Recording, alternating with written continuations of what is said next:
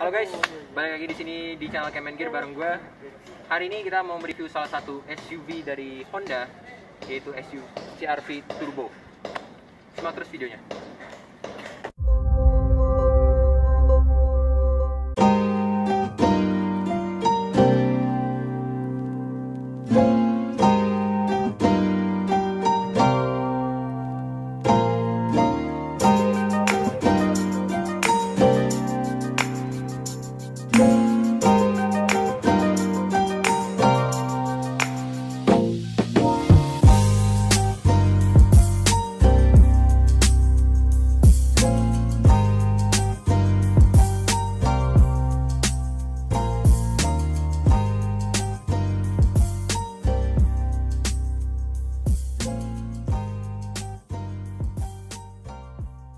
Jadi kalau kita dari eksterior dulu ya, kita mau bahas dari eksterior.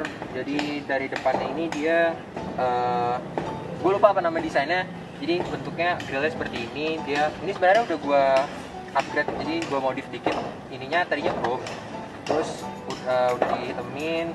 Lampunya masih standar, sudah LED semuanya. Begitu dengan fog lampnya. Lalu di sini ada padding hitamnya, jadi biar kesannya ada SUV-nya gitu. Lalu di sini nih udah gue tambahin sih sebenarnya ininya, jadi kayak ada winglet gitu. Terus lampu sudah LED dan grillnya tadinya warna chrome, tadi warna hitam. Terus di depan sini kalau kalian lihat sudah ada intercooler, karena kenapa? Ini mesinnya sudah berturbo, jadi cukup kencang. Nanti kita bahas sektor mesinnya. Jadi CR-V Turbo yang kita review ini adalah tipe top line ya. Jadi di Honda itu ada 3. Yang pertama itu ada yang 2000 cc, yang kedua yang 1500, yang ini yang tipe Prestige 1500 yang udah ada sunroof. Kalau yang di Prestige ini dia lampunya sudah LED, tapi kalau yang di 1,5 itu yang tipe tengah sama bawah itu belum LED, hanya masih proyektor. Menurut gue sih, gue sebenarnya lebih seneng yang proyektor ya, jadi kayak kesannya tuh ada bola matanya gitu. Jadi kalau dari samping lihat, ini ada hybrid. Jadi yang hari ini kita review hybrid, nggak bercanda. Jadi dan langsung aja kita dari kaki-kaki itu dengan ring 18. Ban standar itu bawaannya udah dweller, jadi kalau kalian mau off-road tuh udah mumpuni banget. Tapi memang bukan yang HT atau MT, masih yang HL buat road biasa. Ring 18, ukurannya 235, 60, 18, tapi ini cukup tinggi sih, 4 jari, 3 jari, itu juga lumayan enak lah. Ground clearance ini sendiri di atas 150 mm, jadi buat kondisi Jakarta kalau genangan banjir itu masih bisa lah. Kalau dari samping sendiri juga ini udah gue tambahin, ini ada namanya footstep, jadi ya kesannya lebih elegan aja sih. Ini tambahan gue beli sendiri, dan kalau kalian bisa lihat ini ground clearance-nya cukup tinggi, sejengkal gue itu cukup banget, cukup tinggi. Depan belakang sudah disc brake dan rentangannya sudah cakram, itu dengan sekelasnya sih juga lumayan. TX5 sih rival ini juga udah pakai cakram. Terus dia juga ada sunroof. Nah, sekarang kita ke belakang. Jadi untuk di belakangnya sendiri, fascia belakangnya ini lampunya sudah LED, kanan kirinya sudah LED, full LED, bukan hanya full LED bar tapi bener-bener LED semua. Ini tipe Prestige. Ini sebenarnya udah gue tambahin aja sih stiker hitam, jadi kesannya lebih nice good. Sudah ada defogger, rear wiper, upper spoiler juga sudah, dan ada shark fin. Semua tipe line up CR-V itu semua udah pakai shark fin antena. Ini bener-bener ya, knalpotnya ini aktif beneran, bukan fake ya seperti yang rival-rivalnya, tapi CX-5 juga nyala dulunya. Bener-bener suaranya sih lumayan sih. Ini gue tampil sendiri, gue beli di e-commerce juga. Aslinya itu tidak seperti ini, aslinya tuh kayak gini ya, kurang lebih seperti itu. Kalau ngomongin soal sektor mesinnya ini sendiri menggunakan 1500 cc turbo. Dia masih pakai seperti biasa tongkat ajaib, tapi nggak terlalu berat-berat banget. Ini kap mesinnya. Mesinnya sendiri 1500 cc, sama seperti Civic dan Accord. Ke generasi sekarang tuh mereka 1500 tapi irit ya. Bener-bener nih gue irit banget, tadi kita bahas iritannya. Horsepower sendiri 190. torsinya sendiri 240, jadi ini cukup banget bunyi. Pokoknya top banget deh buat di dalam kota, kalian mau ini udahlah cukup banget sih. Tapi memang ini banyak yang bilang bahwa ini ada turbo lag-nya. Gue ngerasa sih enggak, karena memang gue sendiri sudah ganti filternya itu pakai KNN. Gue saranin sih kalian ganti filter pakai KNN karena itu bisa ngilangin turbo lag-nya sungguh. Dan mesin ini dipadukan dengan transmisi CVT yang sangat tidak patuh drive.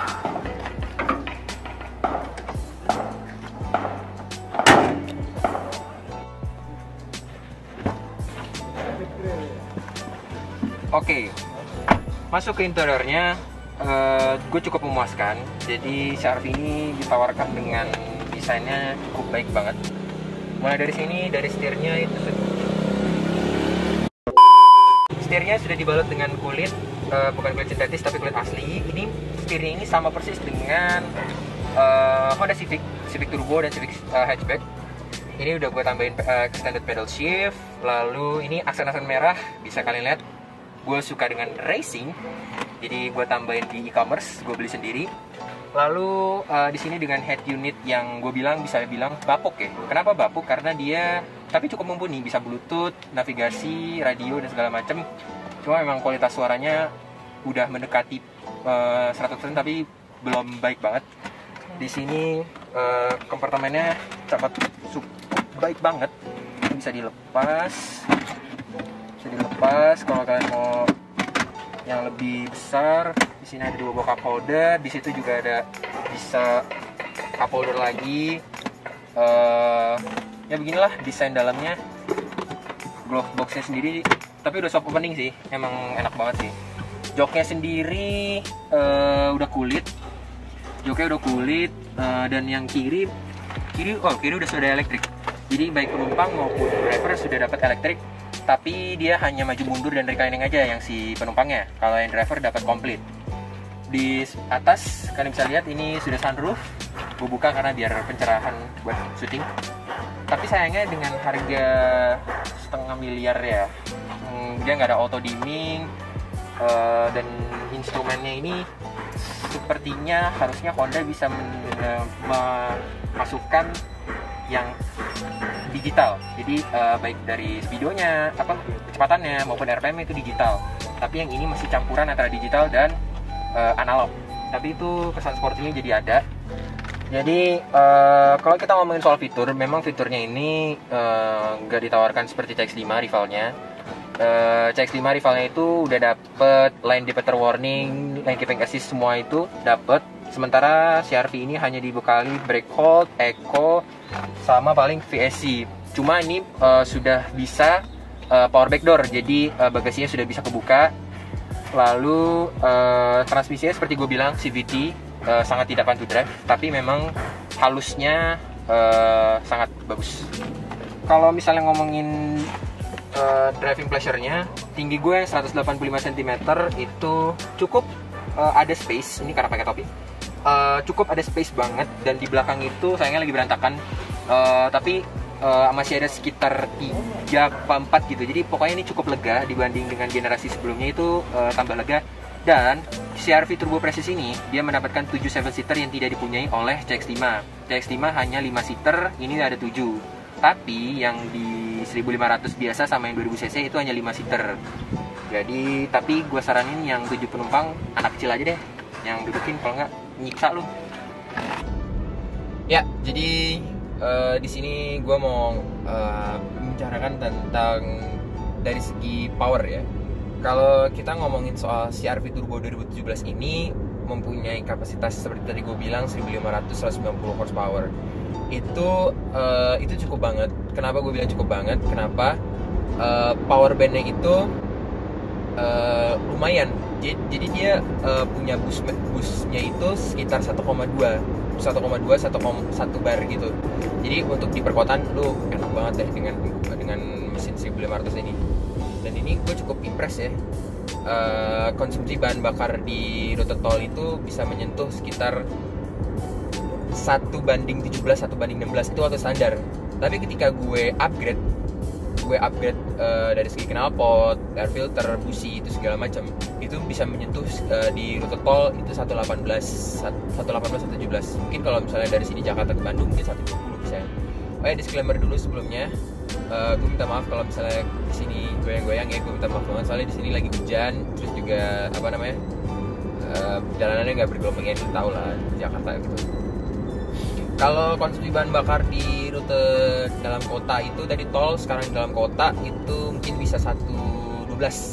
Itu waktu standar 112, 111. Mungkin sekarang kalau di upgrade, setelah gue upgrade itu bisa 113, 114.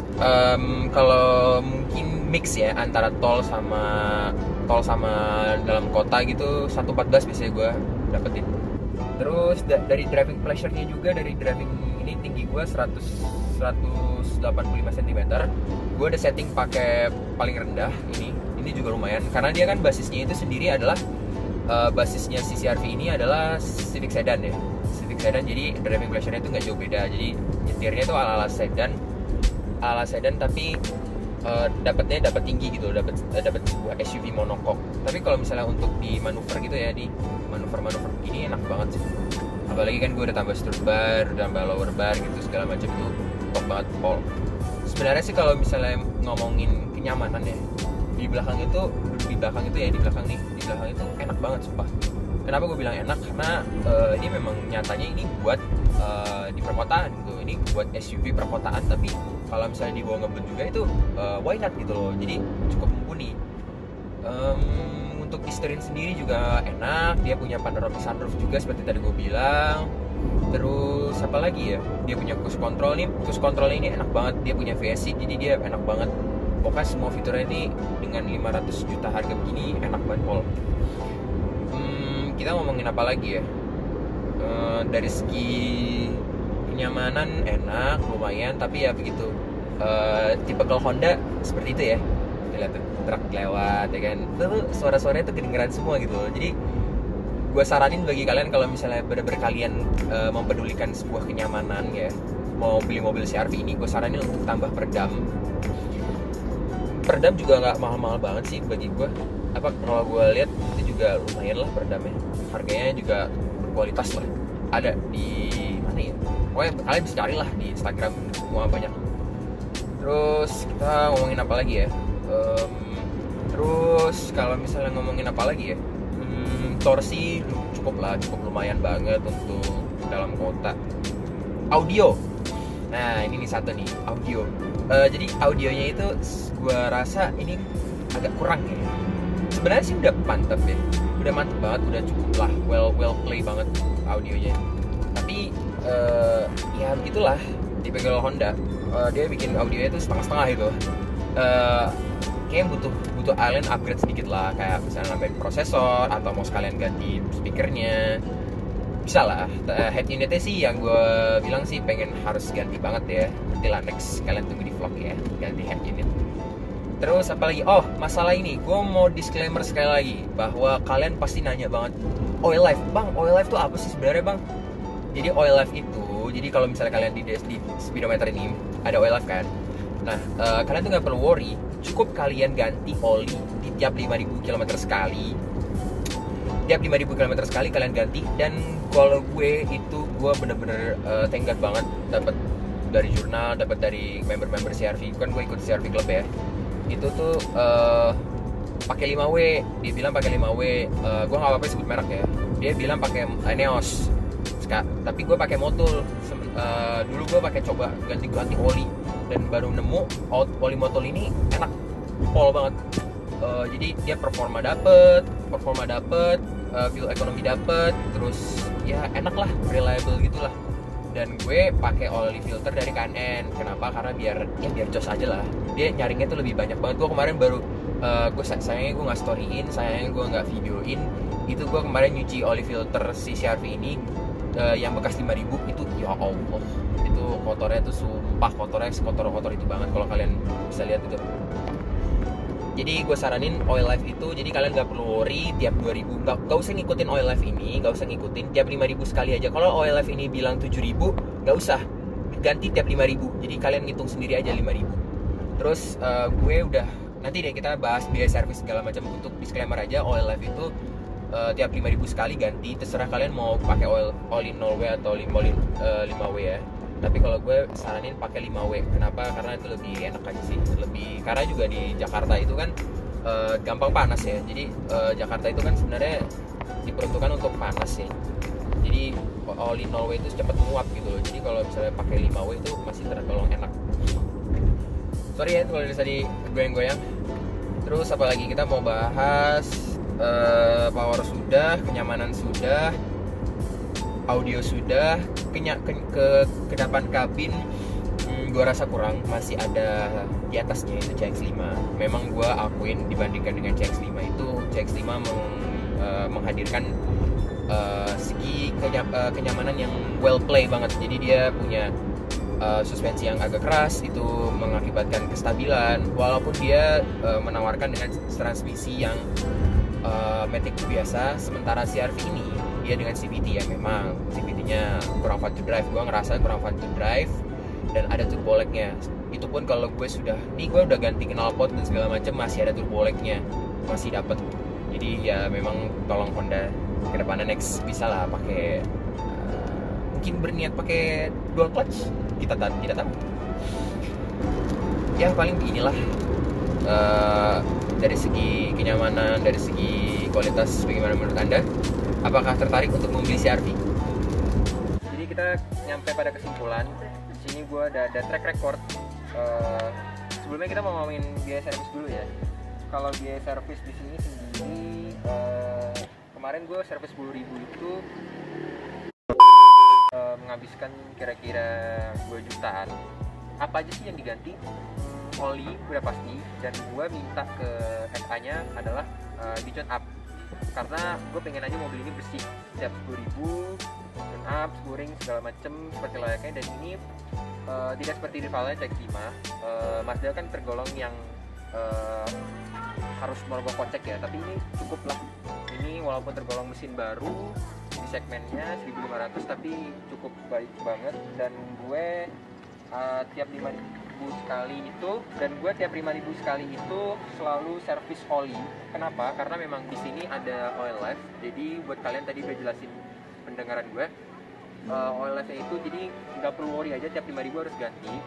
Atau kalau yang tiap 10.000 jangan, dia mendingan tiap 5.000 aja. Terus paling ini nggak ada yang berat-berat banget. Setelah 3 tahun gue pemakaian sih tidak ada yang terlalu berat. Jadi bagi kalian yang mau nyari 7-seater SUV monocoque dengan kenyamanan yang enak, gue saranin beli CR-V Turbo. Dan secondnya gue udah cari, secondnya itu kisaran dari 380 sampai 420. Itu sangat-sangat ya enak banget. Buat gue saranin jangan risk lah, jangan beli langsung baru. Yang secondnya juga masih enak kok, serius. Itu di bawah 50.000 km banget, biar nggak riba kalian ya. So, jadi itu dia review CR-V Turbo 2017 Prestige. Jadi bagi kalian yang mau, silakan lah. Gue rekomend banget, banyak yang bekasnya. Jangan lupa di subscribe dan pencet tombol like-nya. Jangan lupa notifikasi belnya dinyalain. Sampai jumpa di video berikutnya guys. Bye.